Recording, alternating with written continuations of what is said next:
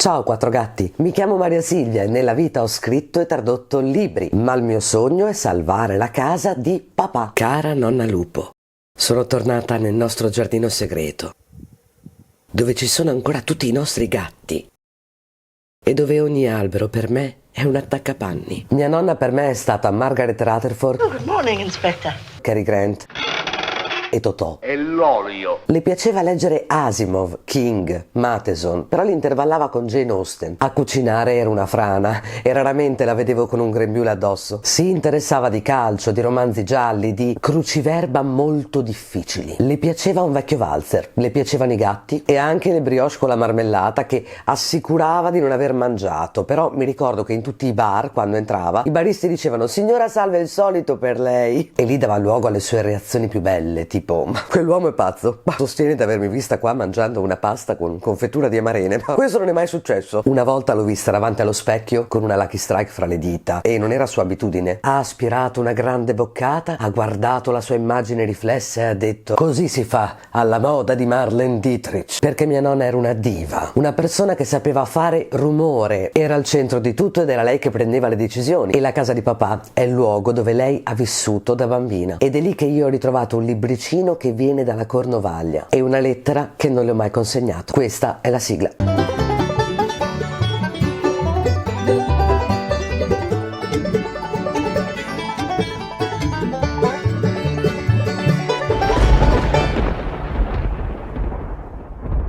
Noi tutti sapevamo che la nonna stava invecchiando, perché in effetti a un certo punto la sua somiglianza con Gandalf si era fatta evidente. Quello che non sapevamo è che stava anche peggiorando, e questo è di difficile interpretazione, perché non sempre invecchiando peggiori. Ci sono persone che invecchiano in modo garbato e quasi impercettibile, in modo silenzioso, è come se gravitassero sempre in questo vapore senile, e più o meno sono sempre uguali. Quando invece i nonni peggiorano, sono soliti fare tipo crack, cioè si frantumano, fanno confusione, rimane una specie di spaccatura e tu li guardi, ti sforzi di guardarli interi, ma la vedi la spaccatura, vedi il punto in cui hanno iniziato a rompersi e capisci che stavolta non li potrai riparare. Noi quindi a un certo punto ci siamo accorti che la nonna si stava rompendo, non era solo invecchiata, era entrata in quella fase in cui era così invecchiata che non sembrava più lei e si comportava in un modo che noi nipoti non riconoscevamo come il solito modo della nonna. In quei frangenti i nonni arrivano a fare anche cose che non solo anni prima non avrebbero mai fatto, ma mesi prima non avrebbero mai fatto, a volte addirittura giorni prima non avrebbero mai fatto. Ed è stato allora, quando ha iniziato a rompersi, che ho cercato di darle tutto ciò che potesse desiderare. Era un modo per corromperla, cioè se io ti do questo, tu mi faresti la grande cortesia di evitare di morire. Ha funzionato questo metodo? Assolutamente no, ma per un attimo sì che ha funzionato, perché è vero, il finale è stato inevitabile, ma tutto il tempo che restava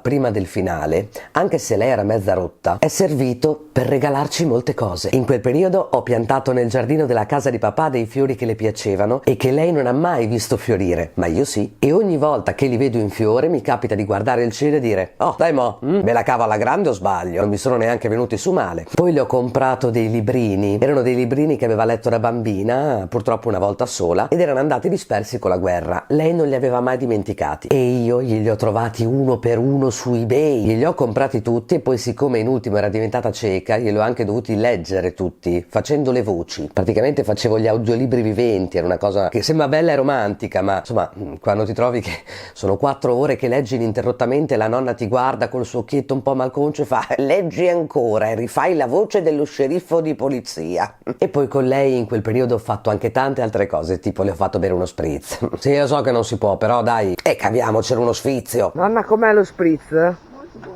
Cara nonna Lupo, sai nonna, io sono un animale, sono come quei 4 lupi che il mio vicino di casa dice di aver visto sotto il lampione del paese.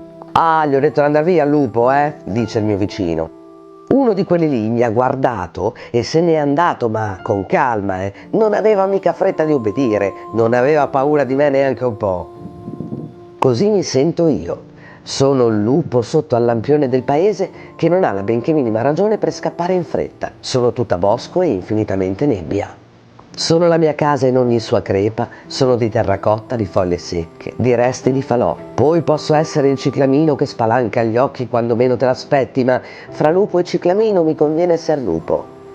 Nonna, io ho capito vagando da sola nelle budella di questo maniero che dorme e ogni tanto mi sputa fuori a colpi di tosse, che non sono esattamente una principessa in pericolo. Forse sono un cavaliere, sicuramente mi piacerebbe essere il drago. Insomma, posso essere tutto, con molta probabilità un lupo.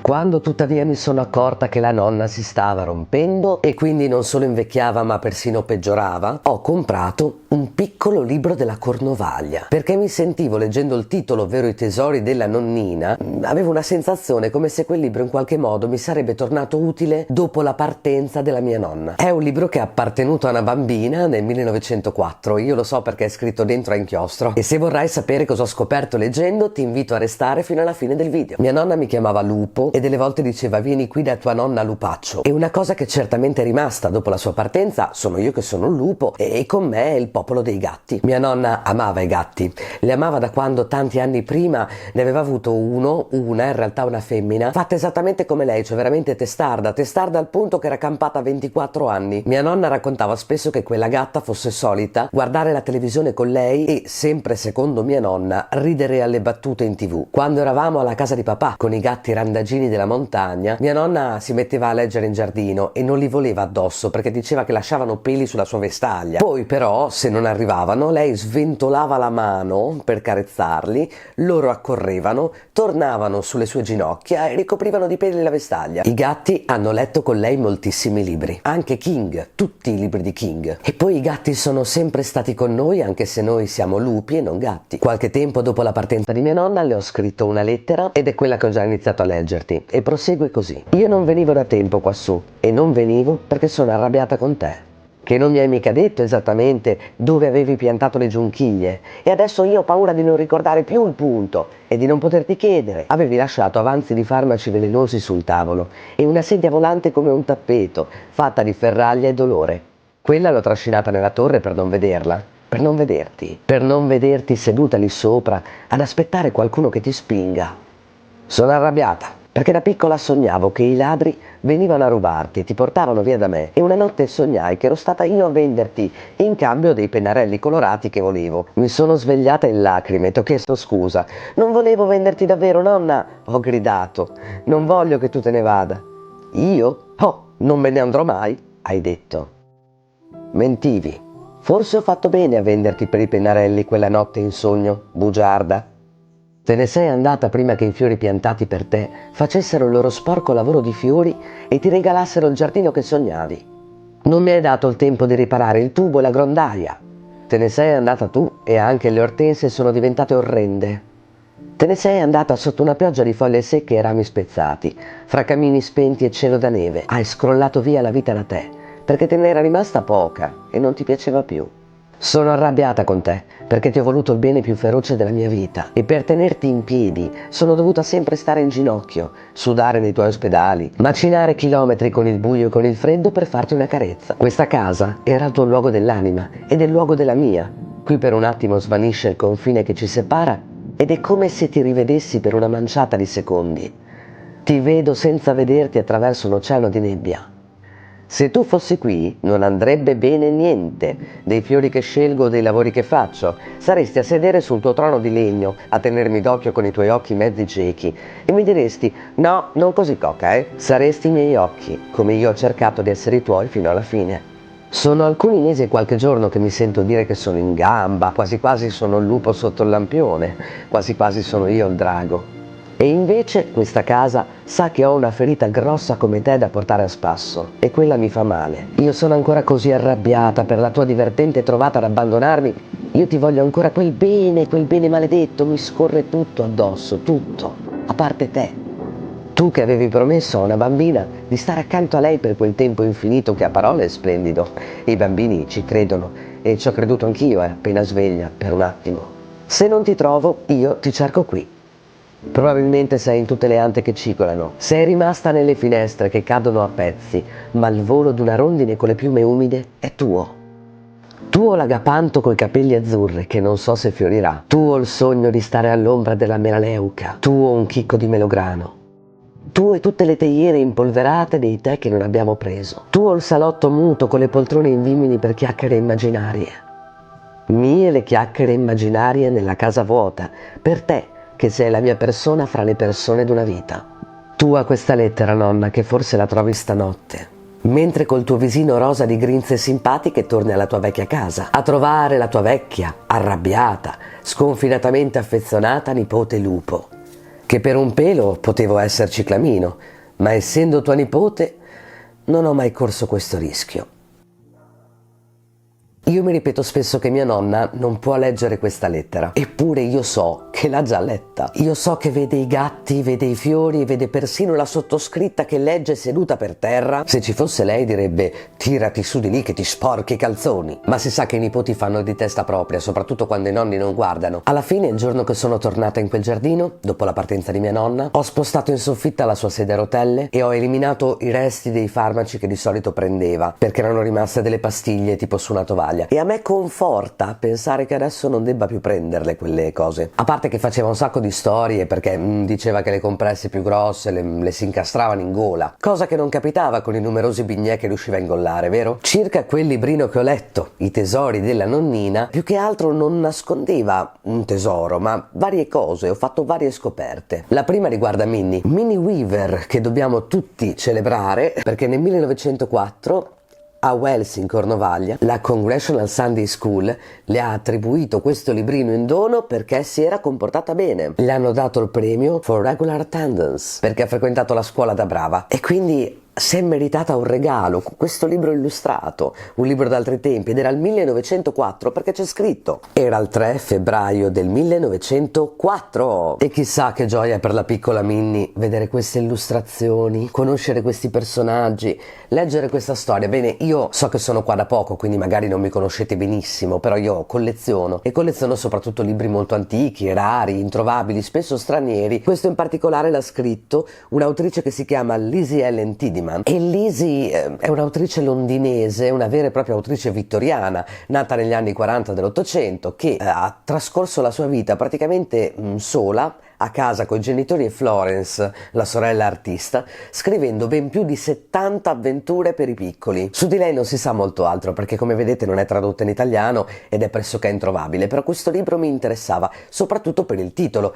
Leggendo I tesori della nonnina pensavo che parlasse di qualche forziere segreto, qualche scrigno, qualche tesoro materiale, e invece vedete che sotto, più in piccolo, c'è scritto qualcos'altro, cioè come loro la aiutarono. Quindi in realtà i tesori sono i nipoti e non qualcosa di materiale. I nipoti Tom e Molly. La storia è un po' piatta e buona, di quelle storie super buone per bambini buoni tipo Minnie Weaver. Tom e Molly vivono soli con la nonna, la mamma è venuta a mancare dando alla luce Molly e del padre non si sa nulla. Il vero mistero di casa, il mistero di famiglia, è che la nonna si rifiuta di parlare del padre. E infatti all'inizio di questa novella c'è un po' di frizione fra i due fratelli, perché Molly si è messa in testa di fare domande alla nonna e Tom glielo sconsiglia caldamente, perché pare che la nonna abbia un carattere tipo il mio, ascendente Scorpione, anch'essa è una nonna lupaccio, e quindi lui dice: guarda che se vai a seccare la nonna lei ti dà risposte molto brutte. Ma Molly è cocciuta come tutti noi e quindi vuole assolutamente scoprire la verità sul conto di suo padre, e lo farà questo tragico errore di chiedere qualcosa alla nonna, la quale poveretta ha già una vita di stenti, nel senso che è una lavandaia in questo villaggio di pescatori sulle scogliere, lavora duro con queste ceste piene di bucato che deve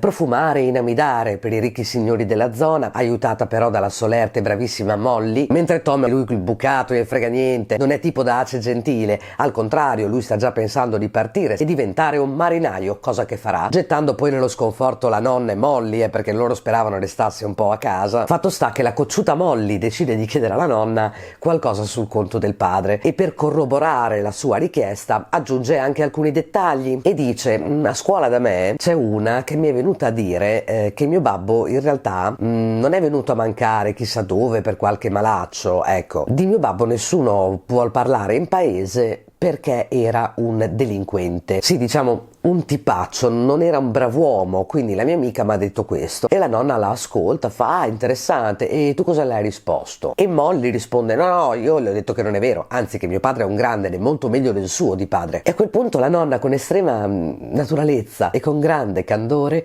la guarda e dice: ah, comunque ha ragione, tuo padre è un delinquente. Ma non solo, cioè aggiunge una descrizione allucinante, dice: ma sì, è un egoista, è un idiota, non si è mai tenuto un lavoro nonostante fosse intelligente e non se l'è mai mai tenuto perché non era un tipo stabile. Cioè, voi immaginate questi due bambini, ma non hanno mai sentito parlare del padre perché la nonna era contraria. A un certo punto finalmente decide di svuotare il sacco e dice delle robe tremende. La bambina Molly chiede: ma in che senso non era un tipo solido? Ah beh, nel senso che aveva un grande amore per la public house e un enorme smodato amore per la birra, risponde la nonna. In 2 secondi praticamente distrugge l'immagine del padre. A conclusione di questa scena, che è nel primo capitolo, c'è questa timida domanda da parte del giovine Tom che dice: ma nonna, ma visto che io sono suo figlio, cioè giusto per sapere, no? Ma gli assomiglio? E la nonna, una chioccia, lo rassicura. Oh no Tom, tu hai preso la tua madre, è Molly che è identica a lui. Cioè, 2 minuti di silenzio per il trauma vitale di Molly. Molly non si riprenderà mai più. E più o meno è così che inizia una storia con un finale davvero super prevedibile, perché insomma dai, Molly assomiglia al padre, Molly è curiosa sul conto del padre, è quasi Natale e lei tutte le volte che va a scuola vede un signore che cerca di parlarle del più e del meno, che lei crede sia un marinaio venuto da chissà dove, sarà mica suo babbo. Erano storie belle, morali, edificanti, ma ad altri tempi. Sono invecchiate molto male a volte. Anche questa di Lizzie Tideman è invecchiata male, ma è bellissima per le illustrazioni e per il senso di affettuosa intimità che si respira per tutto il racconto. E cosa poteva insegnarmi questo libro dopo che quel giorno ho deciso di leggerlo? Beh, alla fine insegna a tenere unita la famiglia, perché anche la nonna, la rocciosa nonna col suo coriaceo carattere, che non vuol manco sentire parlare del padre dei 2 marmocchi perché ne ha avuto abbastanza, ebbene arrivata alla fine dovrà fare un passo indietro e perdonare, quindi farà un'azione per cercare di mantenere un'unità familiare. E forse questa era la lezione. Mia nonna è partita e io sono andata in giardino da sola a leggere questo perché avevo deciso che avrei letto questo, e quello che cercava, chissà, forse di dirmi fra le righe, era che a quel punto sarebbe stato importante tenerci stretti, anche passando sopra quelle che potevano essere le criticità, le differenze di vedute, riuscendo davvero a fare un salto in avanti per il bene dell'unità. Ora che non c'era più lei, che era il collante principale, bisognava tenerci stretti fra noi. La lezione che io ho appreso leggendo questo libro è stata proprio questa. Se sei arrivato fino a qui senza nemmeno conoscere mia nonna, è perché devi sentirti molto nipote. A me fa piacere un like sotto il video perché il canale è appena nato, ma se invece preferisci mettere un piede su un commento e raccontarmi che tipo di favoloso animale fosse tua nonna, ecco, se decidi di fare questo e raccontarmi qualcosa del tuo lupo, a me fa anche più piacere, perché quando ho deciso di pubblicare questo video, un video poi come questo che è completamente diverso rispetto agli altri video del mio canale, l'ho fatto pensando di non essere sola. Io credo che ci siano un bel po' di nipoti lupo là fuori che sanno fare parecchie cose, conservano storie, rinfrescano aneddoti, custodiscono case e difendono giardini, e poi non dimenticano affatto, soprattutto le nonne, nemmeno dopo la loro partenza, nemmeno dopo tanti mesi o tanti anni. A volte anzi le sentono così vicine che prendono carta e penna e scrivono loro una lettera che non leggeranno mai, o che magari hanno già letto. Questa è la casa di papà e io ne sono la guardiana. Un giorno riuscirò a salvare quella casa e le sue storie. Fino a quel momento siete tutti testimoni.